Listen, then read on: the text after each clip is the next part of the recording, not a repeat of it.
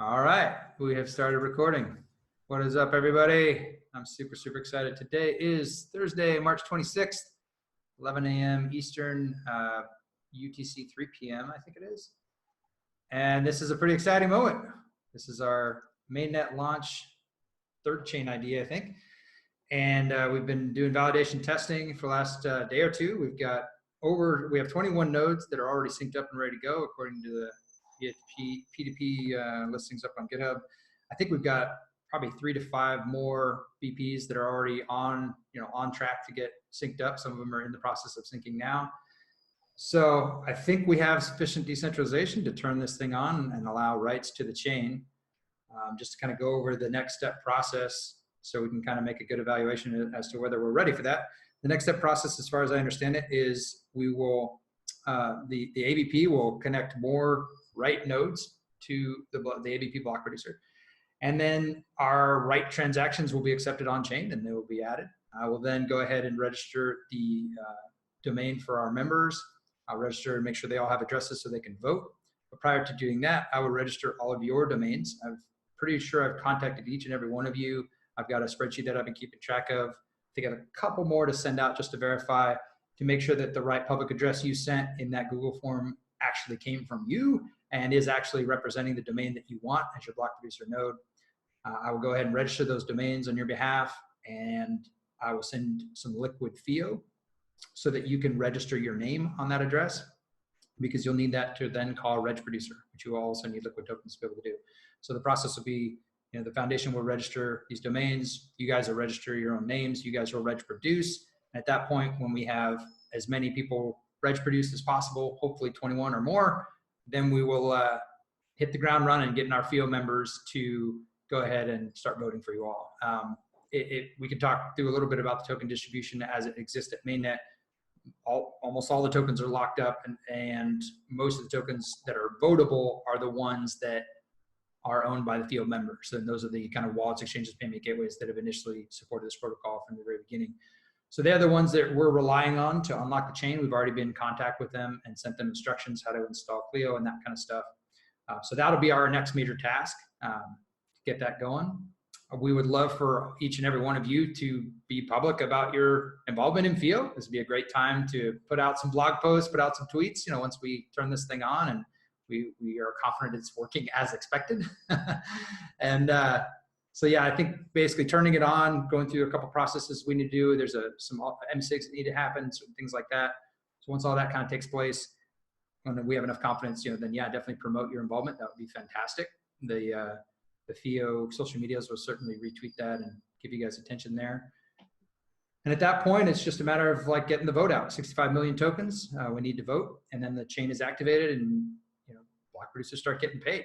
So that's the timeline as I understand it. At activation, we will then open source the repo as well.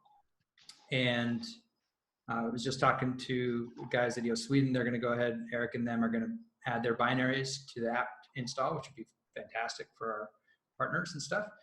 And yeah, we'll open source the repo once activation happens. Then we'll also put out the address registration website, which is also open source. So if any of you or people partners want to host that themselves, they'd be able to. But the foundation will be hosting a version of that as well. And that's where you can pay with Bitcoin or Ethereum or whatever in order to register domains. So I think that covers everything. Eric or David, I don't know if you want to chime in with anything additional, but I think that's kind of where we're at. We've done validation. The chain is synced up, ready to go, and it's a matter of turning it on. And I think once we have talked through all the details, we can do a go, no go vote, and I think that'll be it. Yeah, no, I think you covered it. Thanks, Luke. I'm good. I'm good. It's exciting times. Anyone else with comments or thoughts before we kind of break this down? We got 25 people on the call here, which is great. It's exciting. It's effing awesome.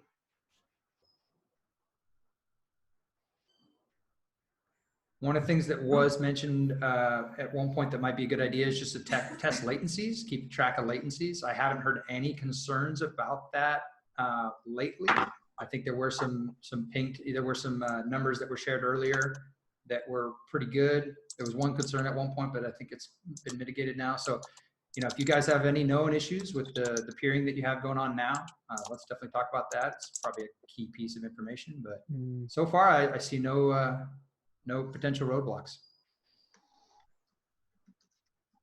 No, we'll see. Actually, these latencies in the real life when everyone starts producing, and we'll see some network effects and maybe ways for optimization. But I mean, so far, everyone has been running these nodes in more or less the same configuration in other networks, so shouldn't be a problem. Yep. All right. All right. Any other things that we want to discuss before we decide to turn this thing on? I mean, I guess the other pieces we could discuss, Eric, I'm not sure, you were working on some disaster mitigation strategies as a service provider for FIO. We kind of talked a little bit about some of those, but maybe we could just kind of discuss that a little bit. I can remember during the EOS mainnet launch, there was a lot of drama there about what could go wrong. And I can remember asking Dan Lammer in Telegram, like, can you give us the worst case scenario? And I remember he kind of categorized things in three main categories. One was, the chain freezes because some bug, something's happening that's not supposed to happen. And the chain just goes, whoa, everybody stop. This isn't right. And that was kind of his least, the concern he was the least concerned about, that issue. Second one, I think if I remember correctly, had something to do with, token balances getting messed up. That was a very serious issue where the chain doesn't freeze and starts forking out. And then the third one is if it got really bad where token balances couldn't even be or the third one where, the chain is so messed up, you can't even figure out consensus and immutability isn't a thing. That's kind of a worst case scenario. And in his perspective at the time, he was saying, we'll probably see an issue in category 1. And he was right. I think it was about a week or so later, the chain did end up freezing. I think it froze for almost like a day or so. For those who were involved in that, it was pretty intense moments. So I think we're kind of maybe in a similar situation. If the chain freezes or we notice something really significantly bad that we could fix with an MSIG, hopefully. Most of the modifications have been made to system contracts, which you all will be in control of once we get activation going.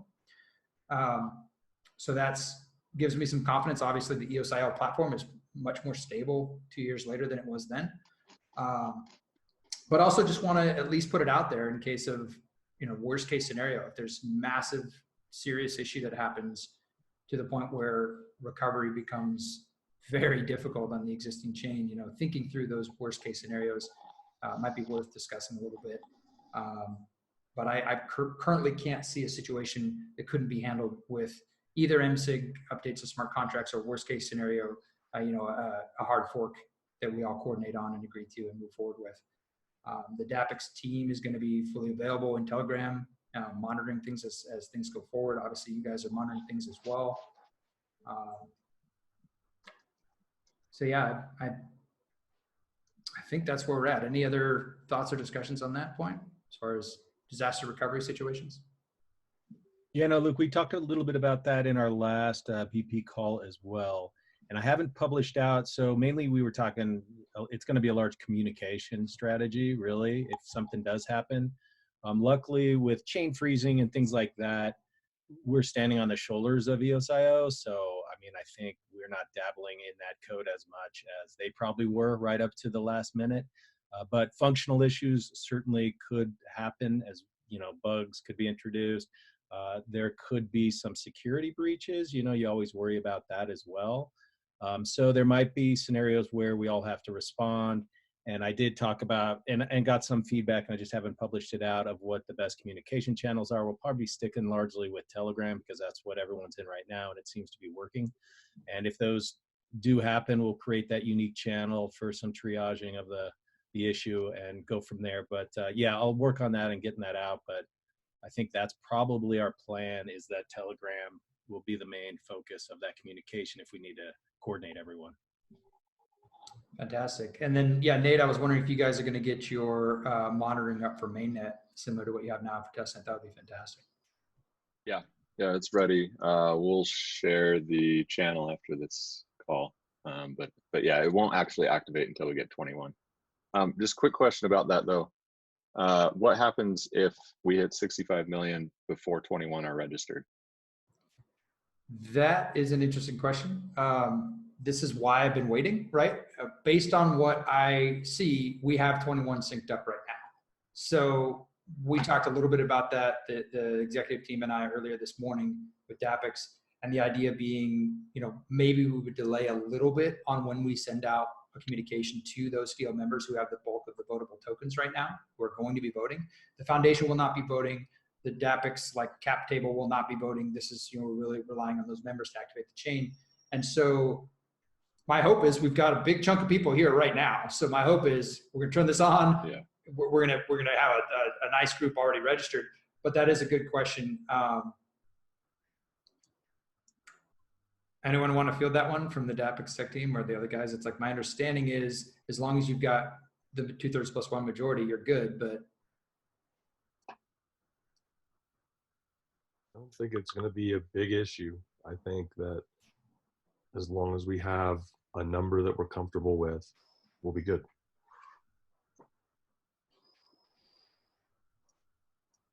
Okay. And, yeah, any other inputs on that? Because I've had that same concern. We did have at one point discussions about potentially having to spin up additional nodes. So if there's a concern there that we don't get to the 21 and yet activation happens, maybe we should talk that through. It definitely makes it easier that you can kind of control the timing of the votes like you were talking about. So you can kind of keep an eye on that, right? Yeah, to a bit. I mean, we definitely get to let them know, hey, it's live, go vote, and we can kind of hold off on that until we at least see, a bunch of people there. And I think what we talked about our strategy this morning was going to be, go vote. We want you to make sure because that's going to take a while. They've got to install CLI. I mean, we've already sent emails about this, but maybe they haven't really taken it seriously because there wasn't an action item at that moment other than go install it and be ready. So it's going to take some time potentially. And in that process, I think what we just said is we'll say, go vote. If you don't see at least 21 to vote for, go ahead and vote, but come back and vote again, right? Just to make sure we've got, a nice solid group that's in there. I was just reminded as well that the understanding, guys, here is that we're not going to be registering domains in ABP mode. So please stick to that. We didn't write code to enforce that, but it's clear who your accounts are. There's a reason we're giving you 700 EOS and not 800, so you'd have enough to register a domain. Don't register domains until we actually activate the chain. And that's what we're asking our members and everyone involved to stick to that. That way, the moment people rush in to buy a bunch of domains, it's hopefully going to be the same moment for everybody. Chain activates whenever that happens, and we'll be watching closely. We will then release the registration website. So that's basically now open to everyone to register domains, because I'm sure there's going to be people trying to snipe certain domains that they want to have, and that's just the reality of it. We're not doing an auction system. We had that in the pre-sale. We don't have that right now. So just please stick to that if you can. That would be great. Again, everyone's going to see what happens on chain anyway, so your reputation is there. No need to register domains at this time until we reach activation. Yeah, I think that's it. Any other points of interest or context we should have before we decide on this?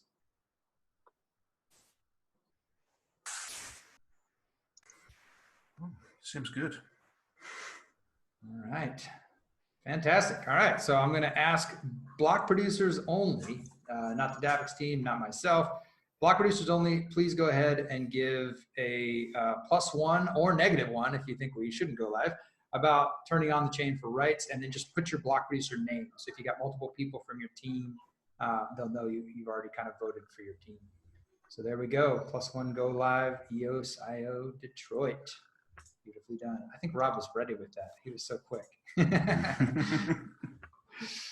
had it all typed out. Why am I not surprised? I love it. Look at this flowing in. This is beautiful. Absolutely beautiful. I said it before and I'll say it again. I was hoping this would be somewhat anticlimactic, that we'd all be ready to go, lined up.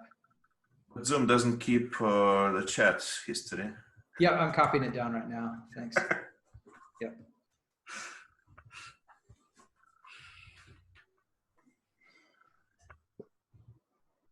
All right, we're already at 12. We almost even have EPOS consensus with this many goes. This is great.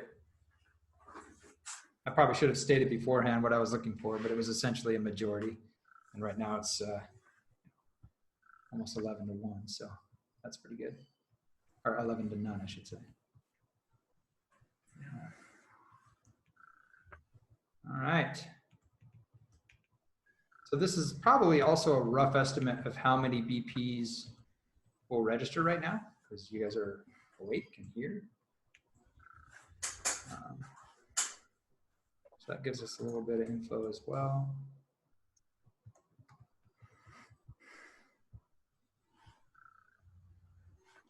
All right, I count 12. So at this point, it would be quite difficult to get a majority of the other direction. So I think I'm going to call it good. We are ready to launch, ladies and gentlemen. Hooray! All right, now, as you guys know, this isn't your first rodeo. The next few days are going to be critical, the next week probably.